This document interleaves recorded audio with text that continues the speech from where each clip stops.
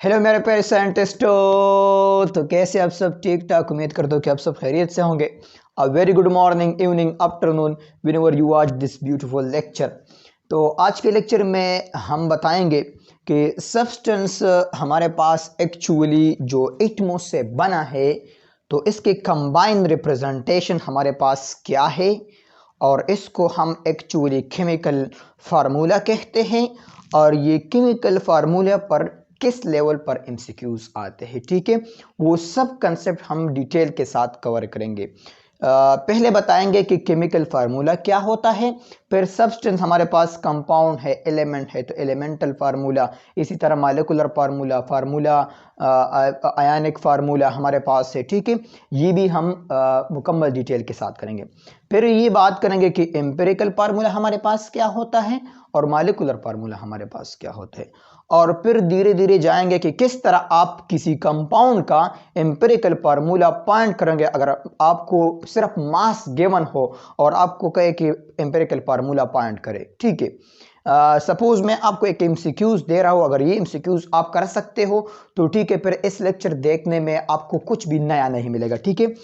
MCQs ये है कि अगर मैं आपसे कहूं कि आपके पास हाइड्रोजन जो है ये 0.1 ग्राम है और नाइट्रोजन आपके पास सपोज मैं कह रहा हूं कि ये आपके पास 4.3 ग्राम है, then what will be the empirical formula. इसका एम्पिरिकल फार्मूला क्या होगा? ऑप्शन ए आपके पास NH3 होगा, ऑप्शन बी आपके पास HN3 होगा, ठीक है, HN3 होगा। यार ये क्या हो रहा है, HN3 हो।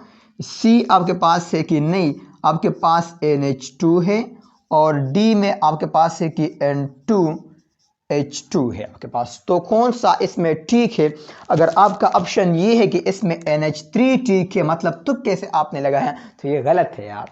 इस लेवल पर एमसीक्यूज आते हैं, ये तो सब मैंने सिर्फ हाइड्रोजन और नाइट्रोजन का किया।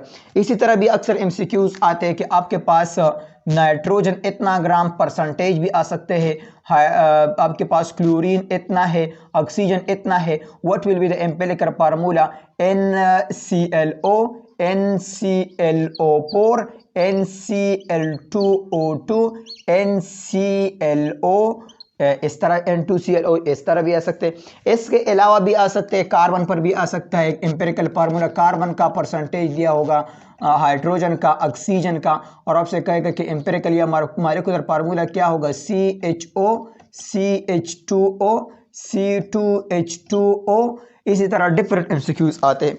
तो इस एमसीक्यूज को अगर आप कर सकते हो, स्पेशली ये, क्योंकि इसमें मैंने ऑलरेडी सब कुछ दिया है, तो फिर इस लेक्चर देखने में आपको कुछ भी नहीं मिलेगा, बस छोड़ दे और ना देखे, ठीक है। और अगर नहीं कर सकते ये, तो इस लेक्चर को गौर से देखे, अंडरस्टैंड करें कंसेप्ट क्या है, बेसिक क्या है, और सब एमसीक्यूज को समझे, ठीक है। तो अपने पास हेडिंग डाल दे, केमिकल फार्मूला। केमिकल फार्मूला, देखो केमिकल फार्मूला हमारे पास क्या होता है। तो केमिकल फार्मूला हमारे पास actually whole number of atoms है ऑफ ए सब्सटेंस का। देखो इससे पहले आपने मॉलिक्यूल का कंसेप्ट पढ़ा, एलिमेंट का कंसेप्ट पढ़ा, आपने फार्मूला यूनिट का कंसेप्ट पढ़ा, ये तीन कंसेप्ट आपने पढ़े हैं। तो ये तीनों एक्चुअली हमारे पास है क्या? ये सब्सटेंस तो है, क्योंकि आपने बताया था कि सब्सटेंस हमारे पास कंपाउंड है, एलिमेंट है। फिर कंपाउंड हमारे पास मॉलिक्यूल भी है, और हमारे पास क्या है, आयनिक कंपाउंड भी हमारे पास है, ठीक है, जिसे हम फार्मूला यूनिट कहते हैं। तो ये तीन हमारे पास है। तो मैं केमिकल फार्मूला का डिफिनेशन इस तरह लिखूंगा, the representation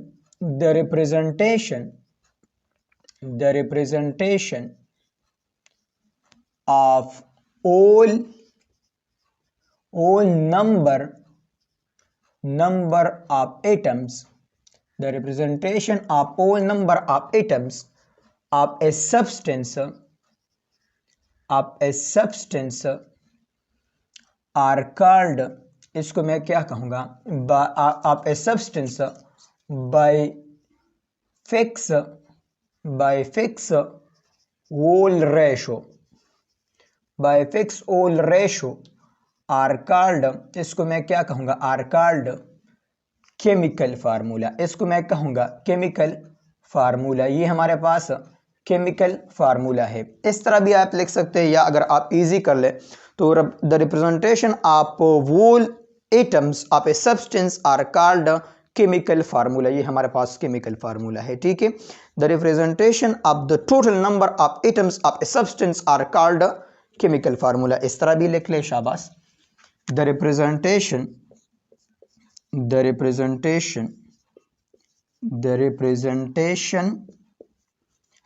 of total number of atoms of a substance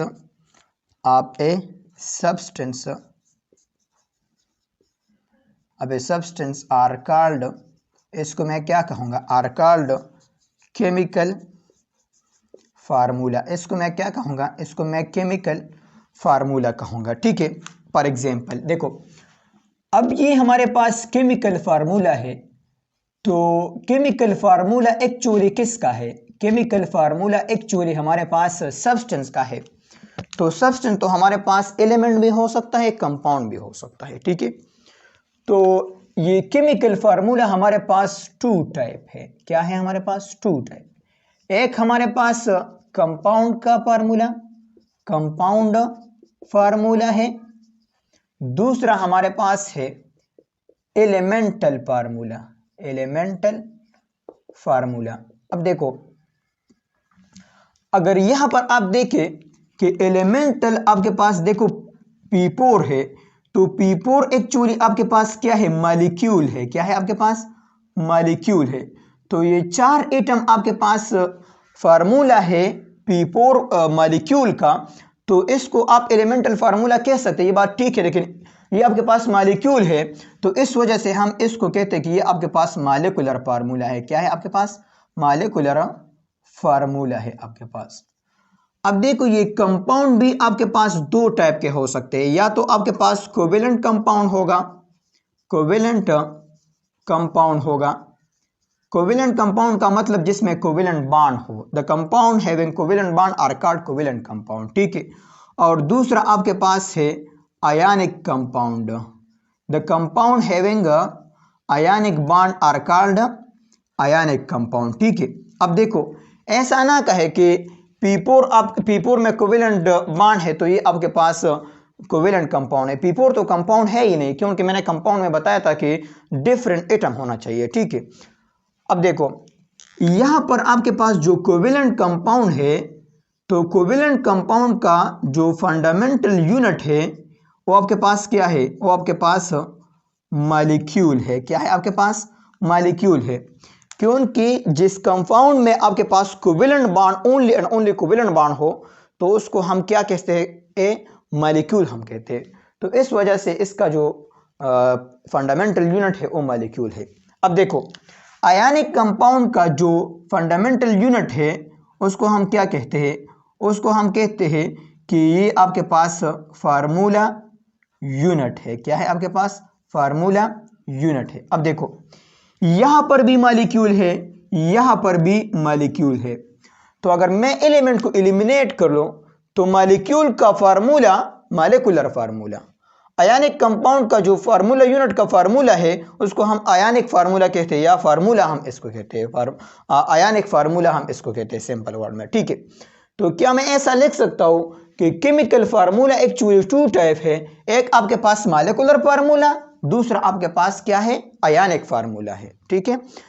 simple है यार, इसमें कुछ भी नहीं है। क्योंकि देखो, यहाँ पर कोवेलेंट कंपाउंड है, लेकिन फिर भी आपके पास इसका फंडामेंटल यूनिट मॉलिक्यूल आता है। आपके पास एलिमेंटल फार्मूला है, एलिमेंट है, तो एलिमेंट मतलब नॉन मेटल से कंबाइन हो के वो भी मॉलिक्यूल बनता है, ठीक है। तो इसका फार्मूला भी आपके पास क्या कहलाता है, वो भी आपके पास मॉलिक्यूलर फार्मूला कहलाता है। तो एक आपके पास मॉलिक्यूलर फार्मूला का कंसेप्ट है, दूसरा आपके पास आयनिक फार्मूला का कंसेप्ट है, ठीक है। तो केमिकल फार्मूला कितने टाइप हैं, दो टाइप है। एक आपके पास आयनिक फार्मूला, दूसरा आपके पास मॉलिक्यूलर फार्मूला। इसको मैं मिटाता हूं, ठीक है, इसको यहां पर करते हैं, शाबाश। तो हमारे पास ये केमिकल जो फार्मूला है, ये केमिकल फार्मूला लास्ट में हमने ये रिजल्ट अहस किया कि ये हमारे पास 2 टाइप है और ये हमारे पास एक है क्या बोलते हैं मॉलिक्यूलर फार्मूला, मॉलिक्यूलर फार्मूला है हमारे पास, और दूसरा हमारे पास क्या है, दूसरा हमारे पास है आयनिक फार्मूला। क्या है हमारे पास? आयनिक फार्मूला है। ये 2 टाइप है हमारे पास, एक मॉलिक्यूलर फार्मूला, दूसरा हमारे पास आयनिक फार्मूला। अब देखिए मॉलिक्यूलर फार्मूला हम किसको कहते हैं? मॉलिक्यूलर फार्मूला हम इसको कहते हैं the formula of A molecule, एक मॉलिक्यूल का फार्मूला आर कॉल्ड, इसको मैं कहता हूँ आर कॉल्ड मॉलिक्यूलर फार्मूला। इसको मैं क्या कहूँगा? इसको मैं मॉलिक्यूलर फार्मूला कहता हूँ। सिंपल है यार, कुछ भी नहीं। इसको मैं क्या कहता हूँ? ये हमारे पास क्या है? द फार्मूला आप आयनिक कंपाउंड, इस तरह भी आप कह सकते हैं आयनिक कंपाउंड, या द फार्मूला आप फार्मूला यूनिट जो आपके पास है, क्या है? फार्मूला यूनिट आपके पास। इसका जो फार्मूला है आर कॉल्ड, इसको मैं क्या कहूँगा? Are called ionic formula. इसको मैं आयनिक फार्मूला कहता हूँ, ठीक है। अब देखो इसका एग्जाम्पल अगर आप देखें तो सिंपल है यार। आपके पास क्या है? आपके पास ये है, जिस तरह की H2O है आपके पास, वाटर का फार्मूला क्या है? ये H2O है आपके पास, मॉलिक्यूलर फार्मूला। ग्लूकोज का फार्मूला क्या है? C6H12O6। ये आपके पास क्या है? मॉलिक्यूलर फार्मूला है, क्योंकि मॉलिक्यूल है, देखो सब नॉन मेटल है आपके पास। NH3 आपके पास क्या है? NH3 ये जो अमोनिया का फार्मूला है, ये आपके पास एक्चुअली मॉलिक्यूलर फार्मूला है। इसी तरह अगर आपके पास इस तरह आ जाए कि आपके पास HCl है, तो HCl आपके पास क्या है? ये आपके पास मॉलिक्यूलर फार्मूला है। आयनिक का क्या होगा? इसका एग्जाम्पल अगर आप देखें तो इसका एग्जाम्पल हमारे पास है NaCl। NaCl हमारे पास क्या है? ये आयनिक फार्मूला है। क्या है हमारे पास? आयनिक फार्मूला, क्योंकि ये आयनिक कंपाउंड का है। इसी तरह MgCl2 हमारे पास है। MgCl2 हमारे पास क्या है? ये आयनिक फार्मूला है। क्यों आयनिक फार्मूला है? क्योंकि ये कंपाउंड आयनिक है। यहां तक कंसेप्ट समझ में आया? बोलो समझ में आया? इजी है, कुछ भी इसमें नहीं है। आयनिक कंपाउंड को देके आयनिक कंपाउंड का जो फार्मूला है वो आपके पास एक्चुअली आयनिक फार्मूला है। इसी तरह कोवेलेंट कंपाउंड का जो फार्मूला है वो आपके पास मॉलिक्यूलर फार्मूला कहलाता है। यहां तक बेसिक कंसेप्ट, थोड़ा धीरे धीरे एडवांस पर जाते हैं। शाबाश, इनको लिख ले, इसके स्क्रीनशॉट ले। शाबाश, मिटा दे। चलो मिटाते हैं, यहां पर करते हैं, ठीक है। अब देखो ये हमारे पास अगर आप देखें मॉलिक्यूलर फार्मूला है, मॉलिक्यूलर फार्मूला। तो मॉलिक्यूलर फार्मूले में अगर आप देखें कि हमारे पास C6 है, H12 है, O6 है। ये हमारे पास क्या है? ये हमारे पास मॉलिक्यूलर फार्मूला है। हमारे पास मॉलिक्यूलर फार्मूला है। अगर इसमें आप देखें तो आपके पास कार्बन एटम कितना है? आपके पास कार्बन एटम 6 है। इसी तरह आपके पास हाइड्रोजन एटम कितना है? हाइड्रोजन एटम आपके पास 12 है। ऑक्सीजन एटम आपके पास कितना है? ऑक्सीजन एटम आपके पास 6 है। इतना है ना, मैंने सिर्फ एटम यहां पर लिख दिया। अब अगर यहां पर आप देखें इसमें सबसे स्मॉलेस्ट नंबर कौन सा है, तो स्मॉलेस्ट नंबर डेफिनेटली आपके पास 6 है। तो देखो अगर मैं इसको 6 पर डिवाइड कर लो, ये रेशो 12/6 पर मैं डिवाइड करता हूं, ठीक है, सबको 6 पर डिवाइड करता हूं, तो इससे आता है 1 रेशो, इससे आता है 2 रेशो, इससे आता है आपके पास 1। अब ये आपके पास सिंपलेस्ट रेशो है। अगर इसकी जगह ये कार्बन का है ना, अगर मैं कार्बन की जगह 1 लगा दो कि आपके पास कार्बन है 1, ठीक है, और हाइड्रोजन तो यहां पर रेशो में 2, तो हाइड्रोजन 2, ऑक्सीजन भी 1, ये तो ये आपके पास एक नया फार्मूला बन गया। ये आपके पास क्या है? ये आपके पास एक नया फार्मूला है। अब अगर इसमें आप देखें तो कार्बन आपके पास 1 है, हाइड्रोजन आपके पास जो है 2 है, ऑक्सीजन आपके पास जो है 1 है। मतलब ये आपके पास सिंपलेस्ट रेशो है। क्या है आपके पास? सिंपलेस्ट रेशो है। और ये जो रेशो था ये आपके पास क्या है? ये आपके पास वोल रेशो है, सब रेशो है, वोल रेशो है, मतलब कंप्लीट रेशो है। तो वो फार्मूला जिसमें number of atom complete ratio express करे, वोल रेशो एक्सप्रेस करे, वो फार्मूला आपके पास मॉलिक्यूलर फार्मूला होगा। ठीक है। और वो फार्मूला जिसमें आपके पास number of atom simplest ratio के साथ प्रेजेंट हो, उस फार्मूले को हम कहते हैं कि ये आपके पास एम्पिरिकल फार्मूला है। तो ये आपके पास क्या है? ये आपके पास एक्चुअली जो है ये आपके पास एम्पिरिकल फार्मूला है। क्या है आपके पास? एम्पिरिकल फार्मूला है, एम्पिरिकल फार्मूला है। अब क्वेश्चन यहां पर ये अराइज होता है कि सर हमें तो मॉलिक्यूलर फार्मूला का पता है, हम एम्पिरिकल फार्मूला स्टडी क्यों करते हैं? क्यों ये कंसेप्ट आया है? अगर एम्पिरिकल फार्मूला का कंसेप्ट ना था तो मॉलिक्यूलर फार्मूला का कंसेप्ट भी नहीं होता। मतलब ये कि ये मॉलिक्यूलर फार्मूला का कंसेप्ट एम्पिरिकल फार्मूले से आया है। ये बात नोट करें, बस सिंपल सी बात है। एम्पिरिकल फार्मूला का कंसेप्ट पहले है, इसके बाद मॉलिक्यूलर फार्मूला का कंसेप्ट आता है। लेकिन अंडरस्टैंडिंग में मॉलिक्यूलर फार्मूला आप पहले समझेंगे फिर एम्पिरिकल समझेंगे, क्योंकि इसमें अगर आप रेशो की बात करें तो ऐसा कंसेप्ट आता है। ठीक है।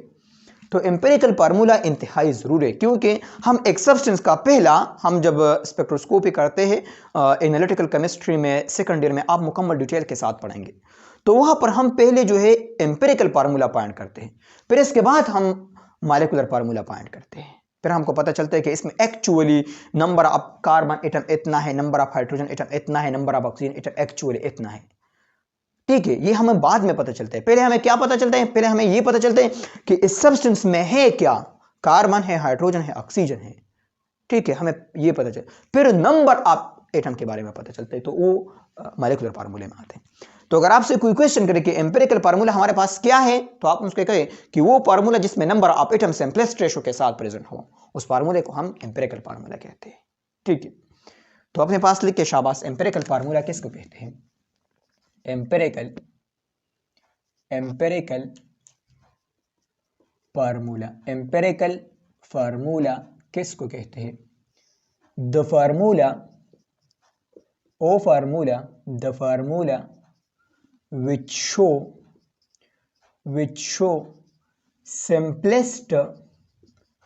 simplest ratio of number of atoms in a substance, ऐसा बोले, in a substance are called, इसको मैं क्या कहूंगा, are called एम्पिरिकल फार्मूला। इसको हम कहते हैं एम्पिरिकल फार्मूला। अब देखो, ये एम्पिरिकल फार्मूला सिर्फ और सिर्फ मॉलिक्यूल का नहीं होगा, ये आपके पास आयनिक फार्मूला का भी हो सकता है, क्योंकि सिंपलेस्ट रेशो है, सिंपल सी बात है। तो आयनिक फार्मूला में भी वोल रेशो है, मॉलिक्यूलर फार्मूले में भी वोल रेशो है। अपने पास नोट करें, शाबाश। इसमें क्या है? नंबर ऑफ एटम आपके पास वोल रेशो में जो है प्रेजेंट होगा। एमसीक्यूज आ सकता है। ठीक है। इसमें क्या है? इसमें भी वोल रेशो जो है प्रेजेंट होगा, इसमें भी वोल रेशो के साथ जो है नंबर ऑफ एटम प्रेजेंट होंगे। लेकिन एम्पिरिकल फार्मूले में आपके पास क्या होगा? सिंपलेस्ट रेशो होगा। क्या होगा? सिंपलेस्ट रेशो है आपके पास। ठीक है। इसका एग्जाम्पल देखते हैं। एग्जाम्पल हमारे पास क्या है? देखो, एग्जाम्पल हमारे पास क्या है? एग्जाम्पल हमारे पास ये है कि अगर आप देखें कि आपके पास क्या बोलते हैं C6H12O6 है, जैसे कि आपने बताया था, तो इसमें ये आपके पास मॉलिक्यूलर फार्मूला है, क्योंकि ये मॉलिक्यूल है तो मॉलिक्यूलर फार्मूला बोलेंगे। लेकिन यहाँ पर 6 है तो CH2O, ये आपके पास एम्पिरिकल फार्मूला है। EF से मैं रिप्रेजेंट करो। ये एक एग्जाम्पल। दूसरा एग्जाम्पल को देखें। अब अगर आपसे कोई कहे कि H2O है आपके पास, तो H2O आपके पास क्या है? ये आपके पास मॉलिक्यूलर फार्मूला है। इसमें सबसे सिंपलेस्ट, सबसे छोटा नंबर कौन सा है? मतलब ये 2:1 है, तो 1 है, तो अगर 1 पर आप डिवाइड कर ले तो फिर भी H2O आता है। ठीक है। तो इसलिए H2O का एम्पिरिकल फार्मूला और मॉलिक्यूलर फार्मूला सेम है। इस तरह भी एमसीक्यूज आ सकता है, विच वन कंपाउंड है same molecular and empirical formula. बस इसको देखे कि डिवाइड कर ले स्मॉल नंबर पर, अगर सेम रेशो आता है तो ठीक है, सेम है। एमसीक्यूज करते हैं, शाबाश, इनको लिख ले, शाबाश, मिटा दे। चलो मिटाते हैं। अब देखो, ये आपके पास सेकंड एग्जांपल है या थर्ड एग्जांपल है, क्योंकि H2 तो हो गया। आपके पास CuSO4 है। तो CuSO4 को आप देखें तो ये आपके पास देखो कॉपर कितना है 1 है, रेशो सल्फर कितना है 1 है, ऑक्सीजन कितना है 4 है। तो ये कंप्लीट रेशो एक्सप्रेस करता है CuSO4। देखो अब इसको मॉलिक्यूलर फार्मूला ना कहे, क्योंकि ये आपके पास कॉपर है, SO4 है, ये आपके पास आयनिक कंपाउंड है। तो ये आपके पास आयनिक फार्मूला है। क्या है आपके पास? आयनिक फार्मूला है। अब यहां पर CuSO4 है, इसमें स्मॉलेस्ट नंबर कौन सा है? 1 है। तो 1 को आप 1 पर डिवाइड कर ले, 1 को आप 1 पर डिवाइड कर ले, 4 को भी 1 पर डिवाइड कर ले, तो इससे अगेन 1:1:4 आता है। अब ये एक्चुअली कॉपर था, तो इसकी जगह मैं कॉपर लगाऊंगा, इसकी जगह सल्फर 1 है और ऑक्सीजन भी 4।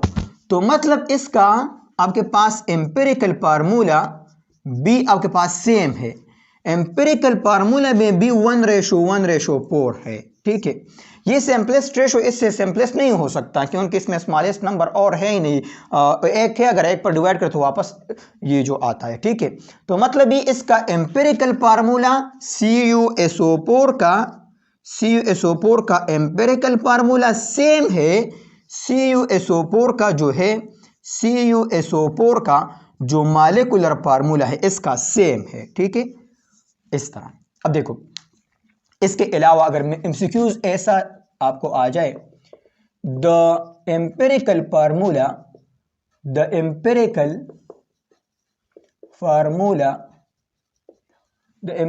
Formula of NH3R।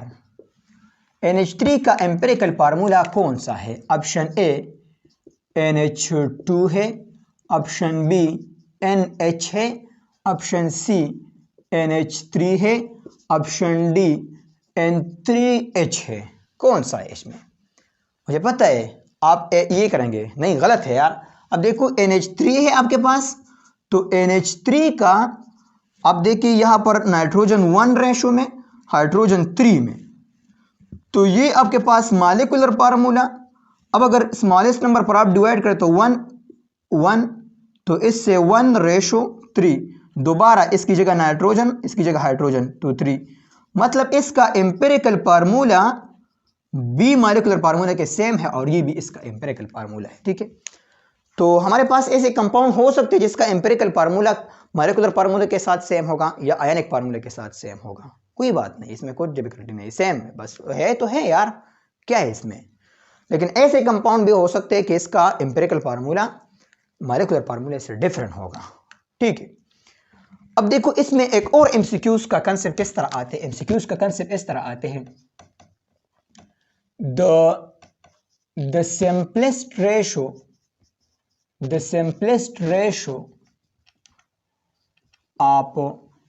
the simplest ratio of C12H22O11R, इसका सिंपलेस्ट रेशो क्या है? ऑप्शन ए 12:22:11, ऑप्शन बी 6 आपके पास क्या है, क्या बोलते हैं, 6:12:6, option C 1:2:1, option D all of these.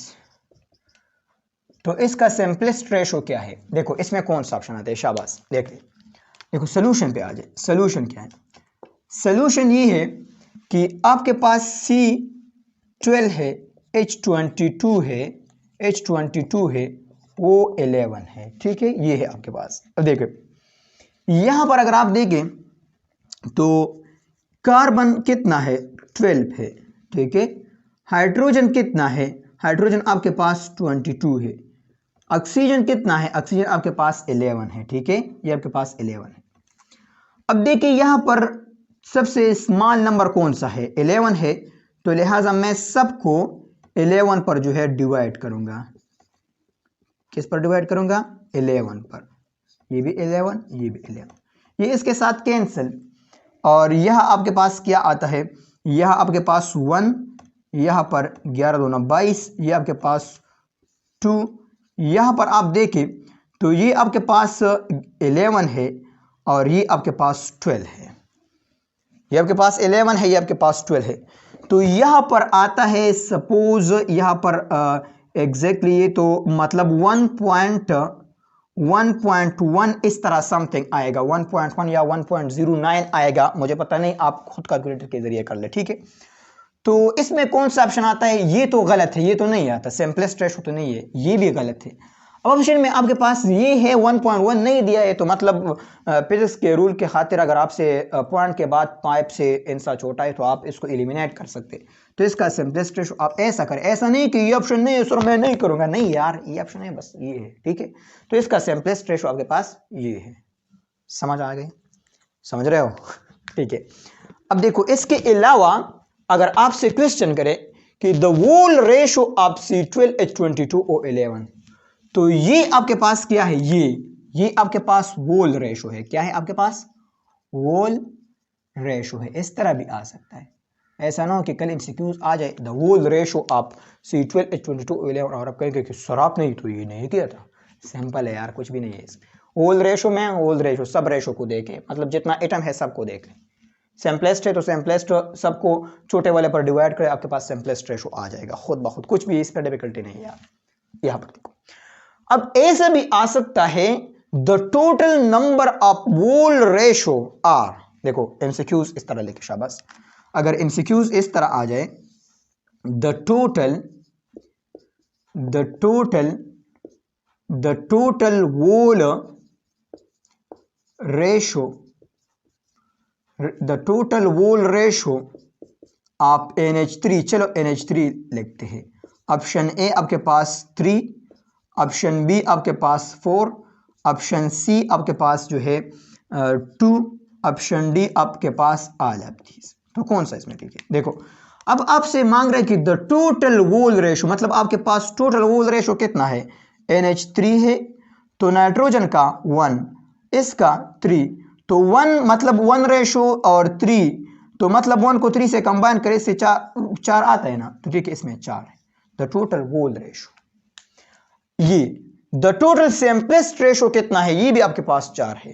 ठीक है, अगर कल एमसीक्यूज इस तरह आ जाए कि C6 है, H12 है, O6 है, इसका टोटल वोल रेशो क्या है? टोटल वोल रेशो, इसका टोटल वोल रेशो क्या है?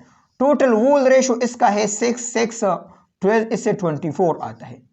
लेकिन इस तरह आ जाए कि इसका टोटल सिंपलेस्ट रेशो क्या है? टोटल सिंपलेस्ट रेशो क्या है?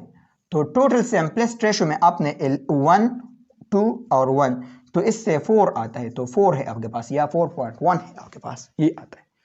तो टोटल सिंपलेस्ट रेशो में सिंपलेस्ट रेशो को जमा करना है, टोटल वोल रेशो में सब एटमों का जो नंबर है उसको जमा करना है। ठीक है, यहां तक कंसेप्ट समझ में आया? बोलो समझ में आया? समझ रहे हो? ठीक है, अब देखो यहां पर एक और एमसीक्यूज का कंसेप्ट है जो कि एडवांस लेवल पर का है, उसको करते हैं। शाबाश, उनको लिख ले स्क्रीनशॉट पेन से, मिटा दे। चलो मिटाते हैं। तो एमसीक्यूज अपने पास लिख के, ये ब्रांड लेवल का एमसीक्यूज है। ठीक है, अ सैंपल ऑफ कंपाउंड आपके पास सैंपल है और किसका है? Compound. A sample of compound contain, a sample of compound contain 0.1 gram of hydrogen and 4.2 gram of nitrogen, then what will be the simplest formula ये एक दफ़ा जो है एमसीक्यूज में भी आया था मेडिकल टेस्ट में, ठीक है। The simplest formula of the sample या कंपाउंड विल बी, ये आपके पास क्या होगा? ऑप्शन ए आपके पास NH3, जिस तरह के मैंने लेक्चर के स्टार्ट में आपको दिया था, ठीक है। बी आपके पास NH2, सी आपके पास, और डी आपके पास है N2H2। तो कौन सा ऑप्शन इसमें आता है? शाबाश, पॉज करके ट्राई कर ले। अब देखो सर, इसके लिए तो हम आए हैं और अभी आप कह रहे कि पास करके ट्राई कर ले, ठीक है मैं करता हूँ। देखो इसको मैं एक ट्रिक के जरिए करता हूँ, ठीक है। अगर किसी भी जगह पर आपने इस तरह एमसीक्यूज देखा कि the sample of compound contain 0.1 ग्राम या 0.3, जिस तरह भी आ सकता है, ग्राम की जगह आपको ऐसा भी दे सकता है आर, कॉन्सेप्ट को डेवलप कर ले, ठीक है। Are 0.1% of hydrogen and 4.2% of nitrogen. तो इसकी जगह अगर परसेंट आ जाए तो फिर भी आपको एमसीक्यू से डरना नहीं है, फिर भी सेम कॉन्सेप्ट है, सेम इस्तेमाल होते हैं, ठीक है, सेम कॉन्सेप्ट इस्तेमाल होते हैं। अगर ग्राम आ जाए मतलब वैल्यू ग्राम में दिए गए हैं तो भी ठीक है, अगर परसेंटेज में दिए गए हैं तो भी ठीक है, सेम ट्रिक इस्तेमाल होता है। सर बताओ ना, ठीक है बताता हूं। देखो आपने करना क्या है, आपने इस तरह करना है कि सैंपल है, सैंपल में क्या क्या प्रेजेंट है? सैंपल में एक हाइड्रोजन है, दूसरा नाइट्रोजन है, इसके अलावा तो कुछ नहीं है ना, बिल्कुल कुछ नहीं। आपको करना यह है कि इस तरह एक टेबल बनाना है, जितना एलिमेंट उतना टेबल। तो 2 एलिमेंट है, 2 एलिमेंट, 2 लकीरें आपने लगा ली, बिल्कुल शाबाश। अब यहां पर लिख के कि आपके पास कौन कौन एटम दिया गया है, ठीक है, और फिर इसका लिख के कि यहां पर इसका परसेंटेज कितना दिया गया है, परसेंटेज या इसका ग्राम कितना दिया गया है, ग्राम या परसेंटेज कितना दिया गया है। मतलब दोनों आते हैं ना, मतलब परसेंटेज हो तो भी यहां पर लगा ले, ग्राम है तो भी यहां पर लगा ले, कोई बात नहीं। अब यहां पर लिख ले कि एटॉमिक का मास कितना है, मतलब एटम का मास कितना है, ये बता रहा हूं, ठीक है। अब देखो ये आपके पास एक टेबल बन गया, ये आपके पास क्या बन गया, एक टेबल बन गया। अब देखो यहां पर आपके पास कितने एटम है, एक हाइड्रोजन है तो हाइड्रोजन लगा ले, दूसरा आपके पास नाइट्रोजन है तो नाइट्रोजन लगा ले, कोई बात नहीं, ठीक है ये लगा ले, ठीक है लगा लिया सर। अब देखो यहां पर लाइन भी खींच लिया। अब हाइड्रोजन का कितना ग्राम दिया है, 0.1 दिया गया है। नाइट्रोजन का कितना दिया है, नाइट्रोजन का सर दिया गया है 4.2 दिया है, वेरी गुड। अब देखो यहां पर एटम का मास, हाइड्रोजन का मास कितना है sir, 1 AMU, exactly, very good 1, तो यहां पर 1 लगा लिया सर। नाइट्रोजन का मास कितना है सर, 14 है, वेरी गुड, यहां पर 14 लगा लिया। यहां तक कंसेप्ट समझ में आया, बोलो समझ में आया, वेरी गुड। अब देखो यहां पर ऐसा कर ले, यहां पर रेशो लिख ले, रेशो मतलब आपके पास जो परसेंटेज है उसको डिवाइड कर ले एटॉमिक मास पर, सिंपल है यार, ये परसेंटेज है 0.1 है, एटॉमिक मास पर डिवाइड कर ले, 1 पर डिवाइड कर ले, ठीक है। यहां पर आपके पास परसेंटेज या मास कितना है, 4.2 है सर, 4.2 को डिवाइड कर ले 14 पर, सिंपल है बस, ठीक है। ये रेशो, तो रेशो कैसा होगा, रेशो आपके पास जो है percentage divide by atomic mass का रेशो होगा, percentage divide by atomic mass या mass divide by atomic mass, मतलब जितना मास, जितना वेट आपको दिया गया है डिवाइड बाय एटॉमिक मास, उस पर भी एमसीक्यूज कर रहा हो, डरना नहीं है, ठीक है। अब देखो, अब कैलकुलेशन तो आप कर सकते हैं, इससे क्या आता है, इससे आता है 0.1 एग्जैक्टली, इससे क्या आता है कैलकुलेटर के जरिए कर ले, मैंने कर लिया है, इससे आता है 0.33 आई थिंक, इससे आता है, ठीक है, इससे 0.33 आता है, क्या आता है, इससे 0.33 आता है। अब देखो अब आपके पास ये सेकंड स्टेप जो है शुरू होता है।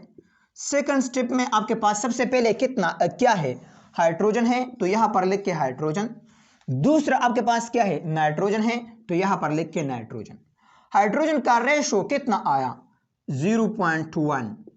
नाइट्रोजन का रेशो कितना आया, 0.33, ये आया, एग्जैक्टली ये आया। अब देखो अब करना क्या है, करना ये है कि जिस तरह मैंने आपको बताया था कि अगर हम एक सिंपलेस्ट फार्मूले को फाइंड करते तो स्मॉलेस्ट वैल्यू पर सबको डिवाइड करेंगे, तो इन दोनों में स्मॉलेस्ट कौन सा है सर, 0.1 है एग्जैक्टली। तो दोनों को 0.1 पर डिवाइड करें, 0.33 को भी डिवाइड कर लें और इसको भी डिवाइड करें 0.1 पर, 0.1 पर डिवाइड कर लें, कर लिया। अब देखो इससे क्या आता है, इससे आता है, देखो कंप्लीट करते हैं, हाइड्रोजन है और ये आपके पास नाइट्रोजन है, कैलकुलेटर की जरूरत भी नहीं, ठीक है। 0.1 को आपने 0.1 पर डिवाइड कर दिया, यहां पर 0.33 को आपने जो है किस पर डिवाइड कर दिया, 0.1 पर डिवाइड, 1 आप इसको कर ले, 4.2 को 14 पर डिवाइड करे, 0.3 सिंपल आएगा, ठीक है, 0.33 नहीं आएगा। अब सेम है तो सेम को सेम के साथ कैंसिल करेंगे तो इससे 1 आता है, तो आपको भी पता है हमको भी पता है, अगर 10 से ऊपर भी 10 है नीचे भी 10 है तो 1 आएगा। आपके पास 0.1 है, 0.00001 है डिवाइड बाई 0.0001 है तो उससे भी 1 आएगा, ठीक है। और इससे क्या आता है, ये 0.3 डिवाइड बाई 0. आपके पास 1 है, तो क्या मैं ऐसा कर सकता हूं कि इस पॉइंट की जगह मैं लगा दूं मल्टीप्लाइड बाय 1 और यहां पर A1 है तो इसको मैं इससे लगा सकता हूं 0.1, तो मतलब ये खत्म हो गया, ठीक है। इस तरह मैं कर सकता हूं। मैथमेटिक्स है यार, नहीं समझते तो आप 0.3 को डायरेक्टली 0.1 पर डिवाइड कर ले, तो आपके पास इस तरह आएगा 1 और ये आपके पास 10, इसको 3 से मल्टीप्लाई करें 0.3 से तो इससे 3 आएगा। अब देखो हाइड्रोजन कितना, 1, तो हाइड्रोजन को मैं 1 लगाऊंगा। नाइट्रोजन कितना, नाइट्रोजन आपके पास 3। ये आपके पास क्या है, ये आपके पास एम्पिरिकल फार्मूला है। एम्पिरिकल मतलब ये आपके पास सिंपलेस्ट फार्मूला है, ठीक है। एम्पिरिकल फार्मूला का दूसरा नाम क्या है, सिंपलेस्ट फार्मूला। तो इसमें कौन सा ऑप्शन आता है, इसमें आपके पास HN3 कहाँ पर है, HN3 तो नहीं है यार, सॉरी यहाँ पर HN3 नहीं है, ये आप H3N नहीं है क्योंकि ये मैं तो उल्टा कह रहा है कि HN3 ये ऑप्शन आपके पास आता है, ठीक है। अरे NH3 या H3N तो ये तो सेम है ना, सिर्फ उल्टा है तो सेम है ना, तो इसमें HN3 ये ऑप्शन आपके पास, ठीक है। यहां तक कंसेप्ट समझ में आया, बोलो समझ में आया, ठीक है, शाबाश। अपने पास सेकंड एमसीक्यूज लिख के होमवर्क के तौर पर, ठीक है, ये आपका होमवर्क हो गया। चलो असैंपल, आपके पास a sample of ionic compound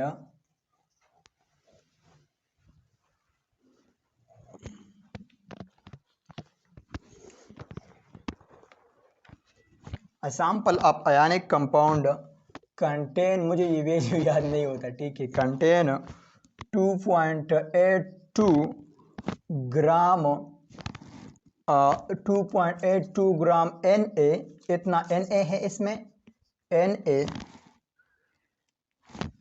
4.35 gram Cl and और इसमें जो है 7.83 gram oxygen, then the empirical formula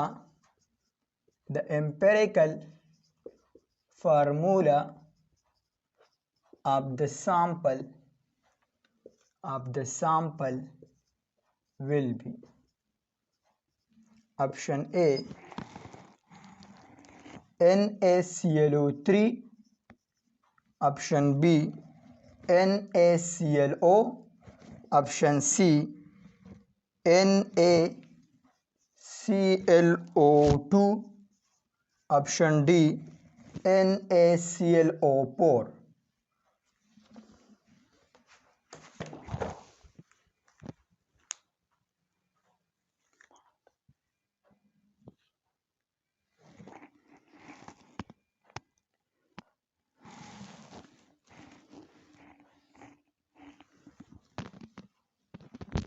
तो ये आपके पास होमवर्क हो गया। चलो a sample of ionic compound contain 2.83 2 gram Na, 4.35 gram Cl and 7.83 gram oxygen, then the empirical formula of the sample will be, इसका empirical formula क्या होगा, NaClO3, NaClO, NaClO2, NaClO4, कौन सा इसमें होगा। ठीक है, इसका मेथड सेम है जिस तरह की प्रीवियस एमसीक्यूज का मेथड है, एग्जैक्टली सेम है, कुछ भी इसमें नहीं है। ट्रिक को फॉलो कर ले और सिर्फ टेबल बना ले। सबसे पहले लेके कि आपके पास ग्राम कितना है, इसमें परसेंटेज नहीं है तो ग्राम कितना है, कितना आपको दिया गया है। ठीक है, फिर दूसरे में लिख के कि आपके पास एटॉमिक वेट इसका कितना है, फिर तीसरे में रेशो लिख के, फिर यहां पर लिख के आपके पास कितने एटम है, Na है, Cl है और O है, तो तीनों का रेशो आप लिखेंगे, फिर सिंपलेस्ट पर डिवाइड करें, जितना आता है तो बस उसको आप करेक्ट कर सकते हैं। ठीक है, इसके अलावा डिफिकल्ट एमसीक्यूज एम्पिरिकल फार्मूला पर नहीं आ सकता है। ये सबसे इजी कंसेप्ट है, जस्ट ट्रिक को फॉलो कर ले और इसको कर ले और आंसर आपने कमेंट में जो है करना है। ठीक है, देखो यहाँ तक एम्पिरिकल फार्मूला, मॉलिक्यूलर फार्मूला, आयनिक फार्मूला का कंसेप्ट खत्म होता है। इंशाल्लाह नेक्स्ट लेक्चर में हम ये बात करेंगे कि हमारे पास एटम क्या होता है और एटम का जो वेट है, जिस तरह की हमारे पास एटॉमिक मास यूनिट है, ये सब हम डिटेल से पढ़ेंगे। पहले लेक्चर में हम ये बात करेंगे कि हमारे पास पीरियोडिक टेबल में जितने एलिमेंट हैं उन सब का कंसेप्ट हम डिटेल से कवर करेंगे। फिर इंशाल्लाह नेक्स्ट लेक्चर में हम ये बात करेंगे कि ये एटॉमिक मास का जो वेट है, AMU है, ये किस तरह जो है आया है और हम एक एटम का वेट किस तरह पॉइंट करते हैं, जिसका कंसेप्ट है रिलेटिव एटॉमिक मास। तो रिलेटिव एटॉमिक मास से हम स्टार्ट लेंगे। तो 2 लेक्चर जो है ये बेसिक कंसेप्ट में बाकी हो गए, फिर इंशाल्लाह नेक्स्ट हम स्टार्ट लेंगे मोल से। ठीक है, जब ये बेसिक कंसेप्ट आपको अंडरस्टैंड हो गए तो मोल में कुछ भी नहीं है, मैं आपका जिम्मेदारी लेता हूं कि मोल में कुछ भी नहीं है अगर ये बेसिक कंसेप्ट आपने अंडरस्टैंड किए। ठीक है, तो इंशाल्लाह मिलते हैं नेक्स्ट लेक्चर में, तब तक के लिए हमें भी दुआ करते रहे और मैं भी आपके लिए करूंगा। अल्लाह आपको कामयाब करे, सक्सेस आपको दे, जिंदगी में कामयाबी आपको दे, नोबेल प्राइज आपको दे। ठीक है, तो तब तक के लिए पढ़ाई करते रहे। All the very best.